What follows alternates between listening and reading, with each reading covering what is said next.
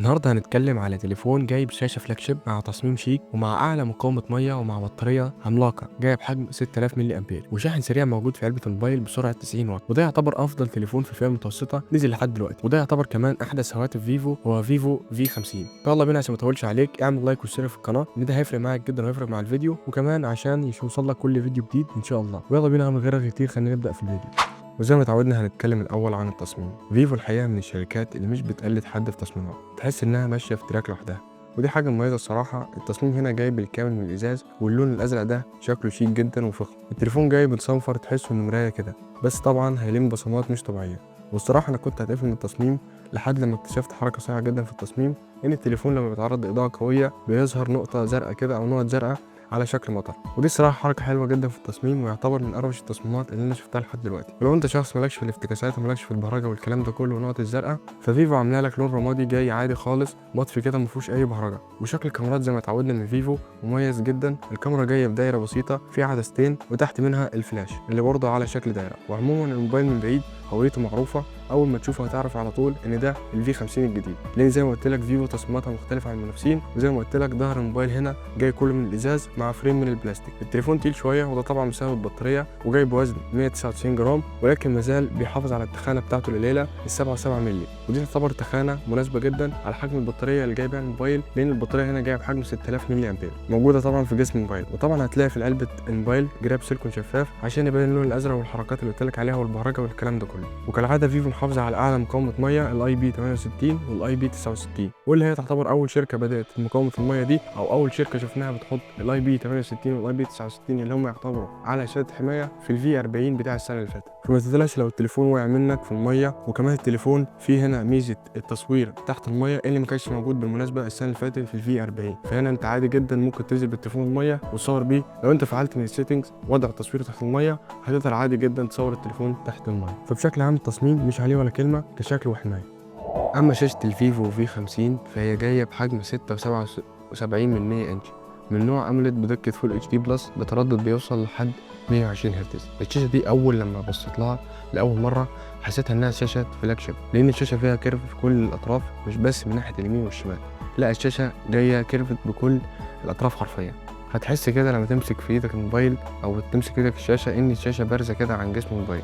احساس كده مش هيعرف اوصله لك او مش هعرف اوصله لك غير لما تمسك الشاشه بايدك. وكمان المميز ان الكيرفات الموجوده هنا في الشاشه كيرفات خفيفه جدا، يعني مش هتضايق خالص لو انت بتستخدم التليفون او انت لو بتتنقل بين التطبيقات مش هتحس بالكيرفات دي ومش هتضايقك. لا بالعكس الكيرفات هنا جايه مظبوطه جدا على جسم التليفون، وكيرفات زي ما قلت لك خفيفه وجايه من جميع النواحي حرفيا، من جميع النواحي من فوق ومن تحت ومن على اليمين ومن على الشمال. فالصراحه الكيرفات اللي عاملاها هنا فيفو كيرفات مظبوطه جدا على جسم الموبايل وعلى الشاشه، فمخليها الاداء ممتاز جدا.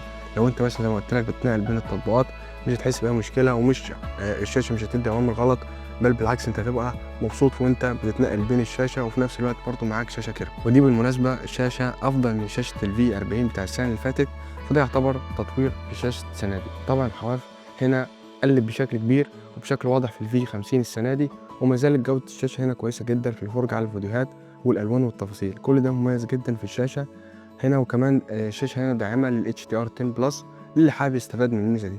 فالصراحه ما حسيتش باي مشكله في الشاشه، بل بالعكس انت هتبقى عينك مرتاحه وانت بتتفرج على الشاشه هنا، وبين التنقل بين التطبيقات زي ما قلت لك في الاول، فالدنيا هتبقى معاك هنا سريعه. وطبعا بفضل ال 120 هرتز هتبقى معاك الدنيا هنا طياره في الشاشه دي. وبالنسبه للسطوع الفعلي للشاشه فهي السطوع هنا بيوصل لحد 4500 نتس، فهتشوف التليفون جدا عادي تحت الشمس ومش هتحس معاه اي مشكله ولا هتواجه اي مشكله تحت الشمس. وأما بالنسبه للحمايه فالتليفون هنا جاي عليه طبقه حمايه اسمها دايموند شيلد جلاس، ودي حمايه قويه جدا بالمناسبه ومقاومه ضد الصدمات وضد الوقعات. التليفون لو انت وقعت او هبطت غصب عنك ان شاء الله مش هيحصل اي حاجه للتليفون، لان زي ما قلت لك الحمايه دي تعتبر قويه جدا. فالشاشه هنا قويه جدا، والتليفون جاي متركب عليه سكرينه جاهزه، يعني مش هتحتاج اي حاجه. زي ما قلت لك في جزئيه التصميم التليفون جاي فيه جراب شفاف في علبه الموبايل، وجاي معاه كمان طبقة حماية أو جاي معاه سكرينة متركبة على التليفون، وكمان معاه راس الشاحن اللي هتعرفه جزئية البطارية. فالصراحة هنا التليفون أو الأنبوكسنج متكامل بنسبة 100%. الصراحة هنا في فيفو، ففيفو صراحة مهتمية جدا بالحاجات دي، وأنا شايف الحاجات دي بتبقى ممتازة جدا للمستهلك عشان على طول تجيب التليفون تستخدمه على طول، لأن أنت طبعا التليفون فيها متوسطة فتعتبر أنت هتدفع فيه مبلغ كويس يعني، فمش هتحتاج تصرف اي جنيه على التليفون، بل بالعكس انت هتاخده وتستخدمه على طول ان شاء الله. اما بالنسبه للاداء والمعالج، ففيفو هنا استخدمت معالج من شركه كوالكوم وهو سناب دراجون 7 جين 3 بتكنولوجيا 4 نانو، وده معالج طبعا داعم شبكات الجيل الخامس مع 256 جيجا ذاكره تخزين من نوع UFS 2.2 مع 12 جيجا رام، بيزيدوا 12 جيجا رام كمان بالسوفت وير، مع احدث واجهه من فيفو المبنيه على احدث اندرويد 15. وليه المعلومه لازم تبقى عارف ان ده تالت موبايل ينزل من شركه فيفو بنفس المعالج السناب دراجون 3. عندك الفيفو في 30 والفيفو في 40 بتاع السنة اللي فاتت، ودلوقتي كمان في الفيفو في 50 نزل نفس المعالج، وده كله بنفس المعالج بالظبط. وده معالج ممتاز جدا كأداء والتصفح والتناوب بين التطبيقات، كفاءة متوسطة. فليه المعلومة انك هتسمع الفترة الجاية معالج جديد نازل من شركة كوالكوم وهو سناب دراجون جين 7 اس، وده معالج هينزل زي ما قلت لك الفترة الجاية في تليفونات كتير. ولكن انا بقول لك كده ليه؟ عشان ما تسمعش ان او ما تفتكرش ان الجين 3 اس فارق كتير او اقوى بكتير عن الجين 3 الموجود هنا في التليفون الفيفو في 50. بالعكس الاداء بينهم على انتوتو فارق مثلا ب 200 او 200 او 230 نقطه، ودي حاجه لا تذكر. وان المعالج زي ما قلت لك هنا قوي جدا وهيسد معاك كاداء يومي وكمان في التناوب بين التطبيقات. ولو حابب كمان هتلعب هنا بابجي مثلا على 60 فريم، يعني مقبوله بالنسبه للفئه المتوسطه اللي احنا بنتكلم عليها، فانت كجيمر او كمستخدم عادي هتتبسط ومش هتواجه مشكله مع التليفون. وبالمناسبه الفي 40 السنه اللي فاتت الاداء لحد دلوقتي ثابت ومستقر، مفيهوش اي مشكله. انا بنفسي سالت الناس اللي مستخدمه الفيفو في 40 السنه اللي فاتت ومجوش معاها اي مشكله، بل بالعكس هم بيشكروا في التليفون جدا والاداء ثابت. وزي ما قلت لك هنا انت معاك احدث اندرويد واحدث واجهه، مش هتواجه اي مشكله. بس دي لعبه لعبتها عليك او بتحاول تلعبها عليك شركه سناب دراجون، فانا كصانع محتوى او كمقدم محتوى حبيت افيدك وحبيت انبهك واقول لك ان السناب دراجون جين اس الجديد من شركه كوالكوم هو السناب دراجون جين 3 العادي، مفيش فرق بينهم كبير. عشان ما تفتكرش بس ان التليفون، او لو انت حبيت تفكر في الفيفو في 50 تفتكر ان التليفون نازل بمعالج قديم ولا حاجه. فكفايه كده كلام على المعالج، وتعالى اكلمك على البطاريه اللي تعتبر من نقطه قوه هنا في التليفون. البطاريه جايه بحجم 6000 ملي امبير مع اعلى سرعه شحن موجوده في الفئه المتوسطه 90 واط، وموجوده في علبه الموبايل. وبالمناسبه التليفون هيقدر يشحن معاك من 0 ل 100% في اقل من 40 دقيقه، ودي حاجه ممتازه جدا على حجم البطاريه 6000 ملي امبير. والمناسبه دي اول بطاريه اشوفها 6000 ملي امبير في تليفون فئه متوسطه، فدي حاجه قويه تحسب بشركه فيفو. والبطاريه لو انت استخدامك في المتوسط منه هتكمل معاك اليومين مرتاحين، ولكن زي ما قلت لك لو انت مثلا استخدامك تقيل فالبطاريه هتكمل معاك اليوم جدا مرتاح، لان دي 6000 ملي امبير وكمان الشاحن السريع 90 واط. فكل ده عوامل هتساعدك ان انت تبقى مبسوط وانت بتستخدم التليفون، ومش هتزهق بقى او هتنتظر التليفون كتير على الشاحن. لا بالعكس، التليفون هيشحن معاك طياره. فالصراحه لحد دلوقتي البطاريه والمعالج لا غبار عليهم، ويعتبروا من اهم نقاط القوه الموجوده في تليفون فيفو. وزي ما قلت لك وفهمتك لعبه المعالج، فما تقلقش خالص، المعالج هنا هيقدم معاك اداء ممتاز ومش هتشتكي منه ان شاء الله. اما بالنسبه للكاميرات فانت هنا عندك كاميرتين في ظهر الموبايل بتعاون مع شركه زايس. الاساسيه جايه بحجم 50 ميجا بكسل فتح عدسه f2.19 بمثبت بصري، والتانية وايد بحجم 50 ميجا بكسل فتح عدسه f2.0، والسيلفي جايه برضه بحجم 50 ميجا بكسل فتح عدسه f2.0. كارقام على الورق ما اختلفتش عن الفي 40 بتاع السنه اللي فاتت. التغيير الوحيد هنا بس ان العدسه الرئيسيه في الفي 50 اتغيرت بقت 23 مللي بدل ال 24 مللي بتاعت السنه اللي فاتت اللي كانت جايه في الفيفو في 40. وكمان السنسور نفسه بتاع العدسه كبر شويه عن السنه اللي فاتت، ودي تفاصيل صغيره قوي محدش هيقولها لك، بس انا زي ما عودتك اهم حاجه الديتيلز بتاعتنا تكون مظبوطه. وزي ما قلت لك ده واجبي كصانع محتوى ان اقدم لك المعلومه كامله. فتقديرا لاخوك او اخوكي ما تنساش تعمل لايك واشتراك في القناه تقديرا للجهد المبذول في الفيديو ده. صراحه هنا الصور طالعه ممتازه جدا، وفيفو الصراحه السنه دي او في التليفون ده مهتميه جدا بجزئيه الصور فيها تفاصيل كويسه جدا والوانها ممتازه. وكمان طبعا زي ما قلت لك ان الفيفو السنه دي متعاونه مع شركه زايس، وشركه طبعا كلنا عارفينها، لا يعني حدث ولا حرج عليها، شركه اصلا هي متخصصه في التصوير والكاميرات.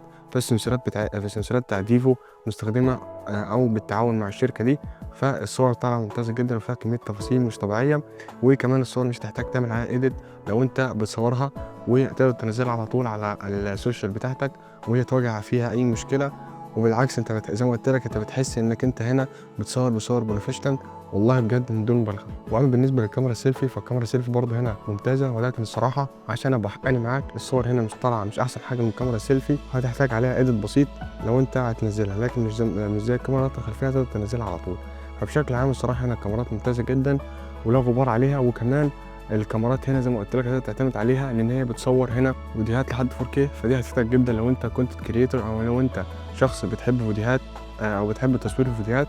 فالفيديوهات هنا مش هتأثر معاك لان هيبقى معاك مثبت بصري لحد 4K، فدي حاجه ممتازه جدا. وفي الفئه المتوسطه اكيد طبعا هتفيدك الميزه دي لو انت زي ما قلت لك شخص بتحب التصوير او صانع محتوى. فالكاميرات هنا ممتازه جدا ولا غبار عليها. اقول لك على شويه حاجات لازم تكون عارفها عن الموبايل. البصمه هنا جايه تحت الشاشه وادائها ممتاز جدا وعمليه وسريعه. والتليفون زي ما قلت لك جاي باللونين الازرق المصنفر اللي هو جاي على شكل مرايه، والرماد النقي. التليفون هنا جاي بصوت ستيريو، صوت عالي ونقي، وهتتبسط هنا بتجربه الصوت. والتليفون بيدعم خاصيه NFC وفيه مايك عازل للضوضاء. اما بالنسبه للعيوب، فاول عيب هنا في الموبايل ان التليفون للاسف مفيهوش كاميرا التليفوتو، والتليفون هنا برضو مفيهوش مدخل 3.5 مللي بتاع السماعات السلك. وللاسف تعتبر نوع الذاكره المستخدم هنا نوع قديم، لان مش زي بقيه المنافسين. لان دلوقتي المنافسين او التليفونات الموجوده في نفس السعر ده دلوقتي بقى فيها النوع الاحدث من الذاكره الاف 2.3. واخيرا التليفون هنا مش بيدعم تركيب كارت ميموري. واما بقى بالنسبه للسعر، فنسخه ال 256 جيجا مساحه مع 16 جيجا رام جايه بسعر 25000 جنيه مصري و1900 ريال سعودي و1800 درهم اماراتي. واخيرا رايي في الموبايل، لو انت شخص معاك الفيفو في 40 بتاع السنه اللي فاتت او حتى الفيفو في 30 بتاع السنه اللي قبل كده، ما انصحكش خالص انك تشتري الفي 50 بتاع السنه دي، لان يعتبر ما فيهوش تطوير كبير. ولكن لو انت شخص بقالك فتره عايم مجمع مبلغ معين ونفسك تشتري تليفون كويس يكون اداؤه حلو في التصوير وكمان في الالعاب اداؤه مقبول وكمان شاشه جميله جدا وتعتبر شاشه فريده من نوعها، فانا انصحك بشده جدا للتليفون ده. ان التليفون ده يعتبر هو احسن اختيار في الفئه المتوسطه لشخص زي ما قلت لك او لمستخدم حابب ان هو ياخد تجربه كاميرات كويسه ممتازه متعاونه مع شركه عالميه زي شركه زايس، وكمان شاشه ممتازه جدا فيها كيرف وفيها حركات وفيها بقى البهرجه في التصميم والاداء المميز والتصميم طبعا اللي مش هتلاقي زيه خالص. زي ما قلت لك شركه فيفو تصميماتها مختلفه وفيها فيها افكار بره الصندوق، فهيبقى الفيفو في 50 اختيار ممتاز ممتاز جدا ليك. وكده انت بقى معاك زتونه الموبايل ومعاك كل حاجه عن الفيفو في 50. اتمنى يكون الفيديو عجبك، ما تنساش اللايك والاشتراك في القناه. كان معاك الخديوي من قناه دوبو فون، والسلام عليكم ورحمه الله وبركاته، وان شاء الله اشوفك في فيديو جاي قريب، وسلام.